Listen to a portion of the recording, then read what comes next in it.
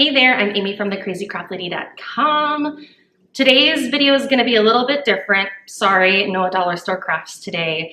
I'm here with a little bit of a life update, and I normally really hate influencer culture and oversharing online, so I don't share a lot about my personal life on this channel. Y'all are here for crafts, that's what I'm here for as well, but we moved.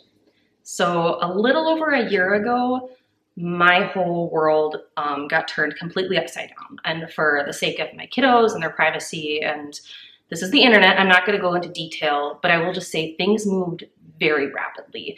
Like a matter of just a couple of months between I thought my life was going in one direction, and then all of a sudden we're house hunting and getting approved for a mortgage. Holy interest rate Batman. That was sticker shock to say the least.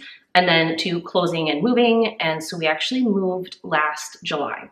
It's actually not that far away. It's only about a half hour, but it's definitely culture shock, very different down here. New community, new schools, new church, lots of big changes, life changes. And I just was overwhelmed. We were going into Q3 and Q4, which for a blogger and a craft blogger nonetheless, that is our busiest time doing fall and Christmas content. So I just kind of put my head down and kept crafting. And I didn't say anything about it because I didn't really know what to say. And I was just kind of in the thick of it. And in fact, for the first few months, I would actually drive back to our old house and film video introductions in front of the backdrop in my old craft room. But I feel like enough time has gone by, and I kind of had in the back of my mind that as I approached the 100,000 subscriber mark on YouTube, yay, I hit it on Easter Sunday, actually, of all days. So that was kind of a nice surprise. I told myself, okay, Amy, you've gotten the rest of the house settled. You've gotten the kids settled, painted my daughter's room, bought my son furniture. Everything else is kind of settled. Treat yourself. We're going to get this craft room in order, and we're going to make it not be so sad and disheveled, because it was kind of a hot mess, and it was kind of embarrassing that I, as a crafter, was in that state, to be honest. And so the big challenge was, in my old house, I had a dedicated craft room. So I could do all the crafts, close the door, and pretend that none of the clutter existed. Here, we actually moved into a townhome, and I don't have a spare room for crafting anymore, but I do have this really awesome loft space that gets a ton of beautiful natural light. The only drawback is it is very much on display. So as I'm standing here, I can see down to like the kitchen table, I can see the living room, I can see our front entryway, which means all those spaces can see the loft as well. So it was really important to me that this space be not only functional, but beautiful as well. One, from an energy perspective, no one wants to have like clutter lying around. And two, like when people come over, I want my house to be presentable and pretty, because this is my happy space. And so a couple months ago, I set out to really transform and make a space that is both functional and beautiful. And so here were my criteria for getting this all done. Number one, it needed to have plenty of storage, with contents visible when I'm working and crafting, but hidden away at all other times. A standing desk with a camera set up for filming, a landing zone where I can drop shopping bags for set in process projects, a cozy place to sit, and of course, it has to be budget friendly, obviously. So come watch a very condensed version of what I've been working on for the past couple of months.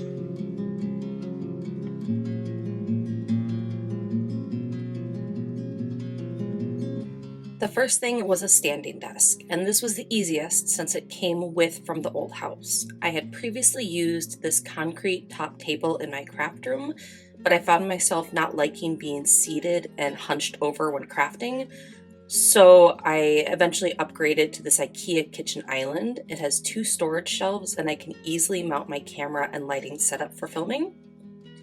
There was only one problem. The shelves always looked messy, so I decided to make curtains for them.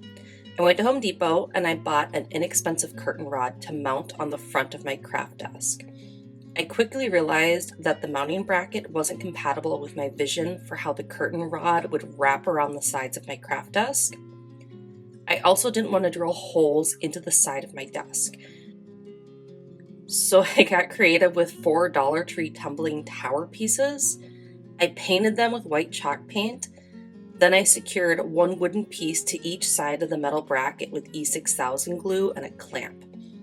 I also protected the freshly painted surface with a little piece of parchment paper to keep the rubber on the clamp from sticking to the not entirely dry paint because I'm impatient. From there, I was able to use a piece of super heavy duty double-sided tape to secure each bracket to the sides of my craft desk.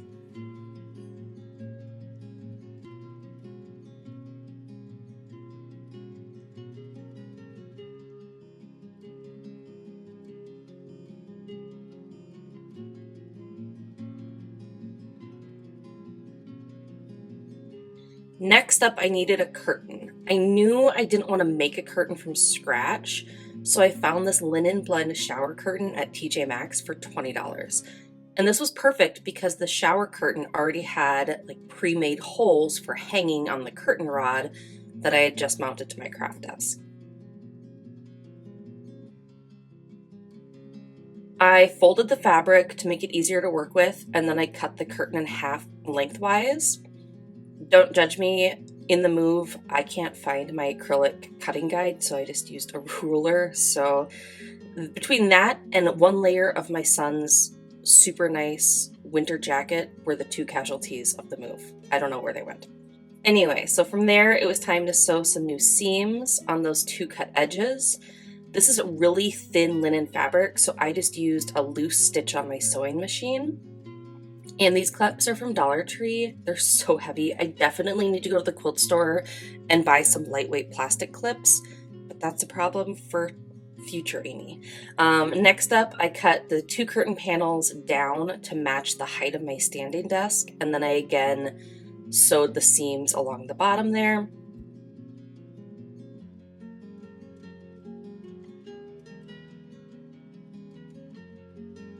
After I had my new mini curtains hung up, I used more of that double-sided tape to secure the corner of the curtain over my homemade mounting doohickey project there.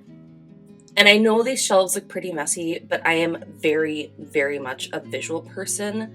These acrylic drawers are from the Container Store, and they allow me to keep like items together, but still have everything in sight. So here I store my most used craft supplies like scissors, paint, ribbon, hot glue guns, tape, all sorts of other glue, and like everything that I'm constantly reaching for. And I love the shower curtain fabric so much, I decided to use it to sew a pillow cover for my craft room chair. And for this, I used one piece of fabric that I had cut off the bottom of one curtain panel, and then I layered a piece of drop cloth fabric underneath it since the curtain fabric was pretty sheer. From here, I sewed a simple envelope pillow cover. Now these pillow covers are so easy to make. You just fold your fabric strip into rough thirds to match the size of your pillow, then clamp both edges and sew a straight seam on each side.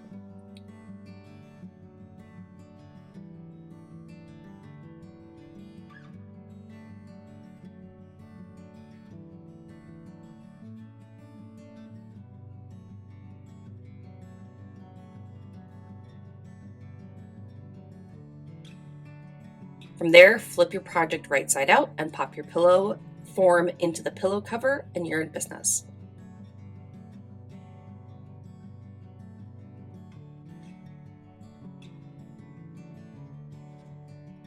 Now this brings me to my seating corner. This little pillow sits on my favorite chair of all time. I've had it for like 10 years and it's just so comfy. I often sit here and edit videos or I curl up with a book. I keep a basket on the floor next to my chair for notebooks and other necessities, and this old stepladder that I bought at a garage sale serves as a side table. The wall behind this chair was a bit of an accident. I ordered a bunch of these decoupage papers off Amazon that look like vintage book pages. I just used a ton of double-sided, non-permanent tape and hung up each piece of paper. I did use a level in the beginning just so things didn't get too out of control down the line. I knew if my base sheets were level, like my first few, everything else would fall into place. And I initially planned to cover the whole wall, but I was working on this late at night, and when I decided to call it and go to bed. The wall was only half finished, and when I got up the next morning, I looked at the wall and I decided I kind of like it better this way, so I just left it. And honestly, I spent like $8 on the whole thing, so it worked out really well.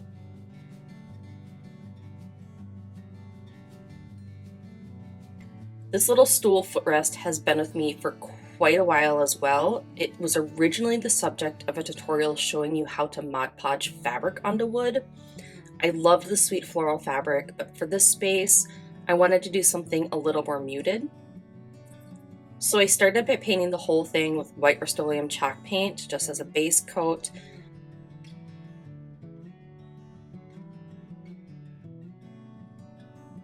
And then I added a coat of Mod Podge and I let it dry completely.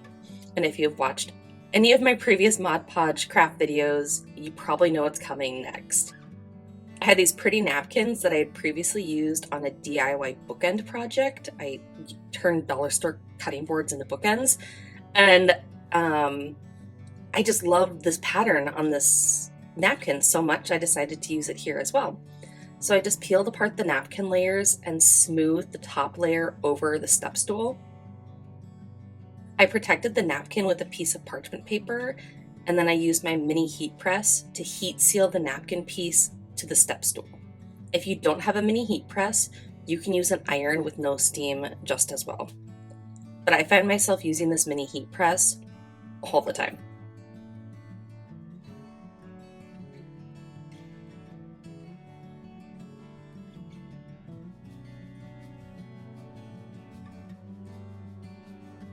Then I used a nail file. I buy them in packs at Dollar Tree to remove the excess napkin pieces from the edge of the step stool.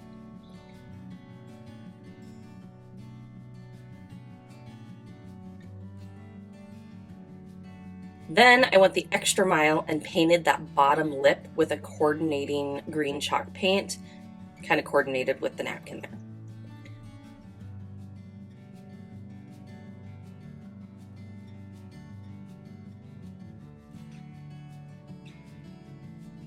Finally, to seal and protect my project, I used a clear satin poly spray. You don't want to brush on more Mod Podge because then the napkin will bubble.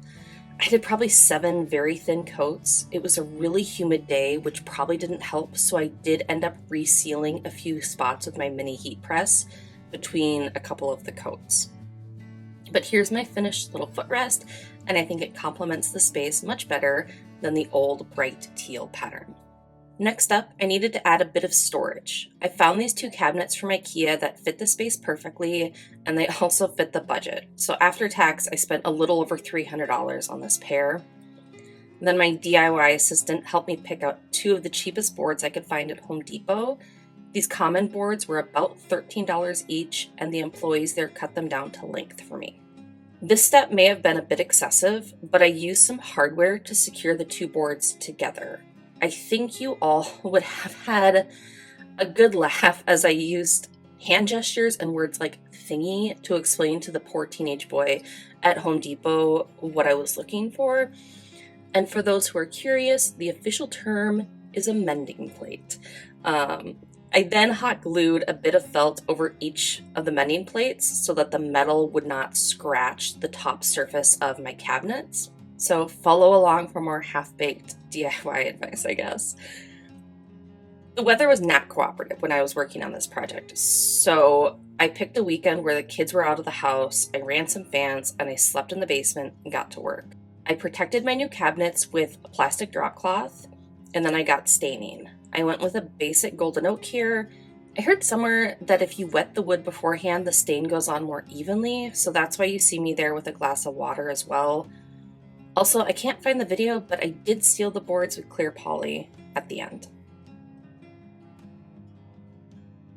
Then I got creative with wallpaper. So Walmart sells rolls of beadboard textured wallpaper, and I've been wanting to try it out for a while now.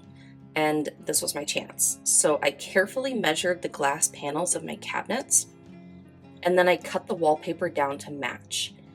This way the wallpaper will hide all of the craft supply clutter on the shelves. Then I painted each wallpaper panel the same green that I used on the wall behind the cabinets, which is eucalyptus wreath from Bear at Home Depot. No, not sponsored. They're just closer than Menards, so that's where I went. This process was pretty simple. I just laid each wallpaper panel on a big old sheet of plastic and I got painting. Then once the paint had dried, I used a paintbrush to add some water to the back of the wallpaper and reactivate the adhesive. Then I smoothed it over the glass panel with a smoothing tool. My one piece of advice here is to use less pressure with that smoothing tool than you think. Otherwise, you're going to get a lot of that adhesive seep out at the edges and it gets kind of messy. Also, I've only ever used peel and stick wallpaper, so doing a smaller project like this was a great way for me to build my confidence with regular wallpaper. And I'm not 100% sure, but I almost feel confident that I could do a whole wall. Maybe. We'll see. And of course, Raisin was there the whole time to make sure my work was up to her very high standards. These cabinets are a total lifesaver in the space. First of all, it provides a ton of extra storage, and I like being able to slide open the doors, see what supplies I have available to work with, and then hide all the clutter away when I'm not crafting. Organization will definitely improve over time, but since the move, my to-do list just keeps growing and growing and growing. So if I can just throw something in a cabinet and close the door, that's good enough for now. And second, this cabinet makes a great drop zone. I am often working on multiple crafts at one time, so I can set my supplies here to visually plan out what I'm going to make, and I can also set projects here while they are drying. So here's an example of what this looked like last week when I was working on a few patriotic crafts for my most recent video. And finally, I shared this wall hanging last week with you guys here on my channel, so I'll just give you the Cliff Notes version. I started with a rug from Marshall's and I added a piece of ribbon to one long end. This way I could hang this up over a curtain rod and make a cute piece of DIY wall decor.